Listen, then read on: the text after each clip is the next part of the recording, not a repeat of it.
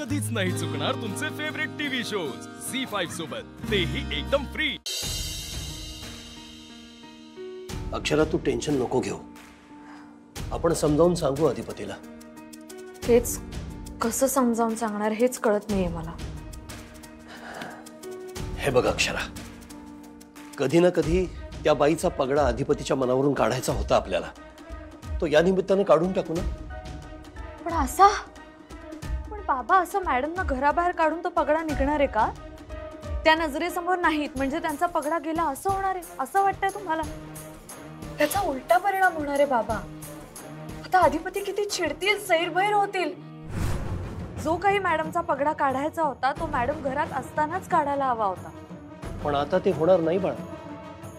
ती बाई आता या घरात नकोय मला परत, मला ती कधीच नको होती आणि म्हणून मी तिला बाहेर काढलं। आणि मी काय चूक केलं सांग अक्षरा?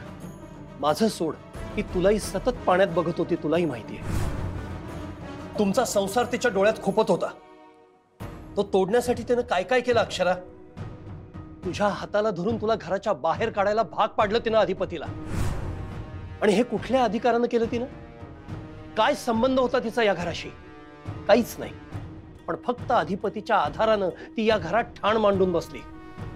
सगळा कारभार हातात घेतला स्वतःच्या, मला बाजूला केलं। आणि कसला कारभार ग? सतत कट कारस्थानं। अक्षरा, तुला सुद्धा तिने या घरात राहू दिलं नसतं, फक्त अधिपतीमुळे ती गप्प होती। आणि अधिपतीवर सुद्धा काही खरं प्रेम नाहीये तिचं, हे सगळं खोटं आहे। अक्षरा, या सगळ्याचा त्रास होत होता मला रोज। त्या दिवशी या त्रासाचा कडेलोट झाला आणि माझ्या हातनं ते घडलं। हो पण बाबा, रागाच्या भरात तुम्ही चूक केलीत ना, चूक केलीत तुम्ही। काही गरज नव्हती मॅडमना अशा पद्धतीने घराबाहेर काढायची। त्यानं तुम्हाला हवं ते साध्य तर होणार नाहीच आहे, पण त्याचा उलटा परिणाम होणार आहे आता बाबा। मी तुम्हाला याआधी सांगितलं होतं मॅडमशी चांगलं वागा, तसं तुम्ही वागतही होता, त्याचे परिणामही आपल्याला दिसत होते। आणि आता अचानक तुम्ही त्यांना घराबाहेरच काढलं। बाबा, तुम्हाला कळतंय का?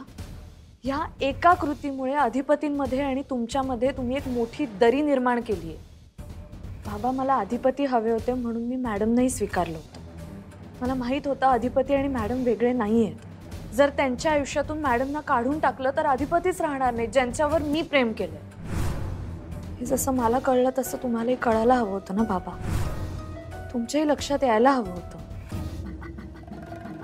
हो, मॅडम म्हणजे तुमच्यातला आणि अधिपतींमधला दुवा होता। त्यांच्या थ्रू तुम्ही अधिपतींशी जवळीक साधू शकत होता, त्यांच्याशी बोलू शकत होता। आता तो दुवाच तुम्ही काढून टाकला। अधिपतींना खूप त्रास होणार आहे बाबा ह्याचा। हे सगळं आता त्यांना कसं सांगायचं, कुठल्या भाषेत सांगायचं मला नाही कळतंय। काही करून आपल्याला मॅडमना शोधून काढलंच पाहिजे आता।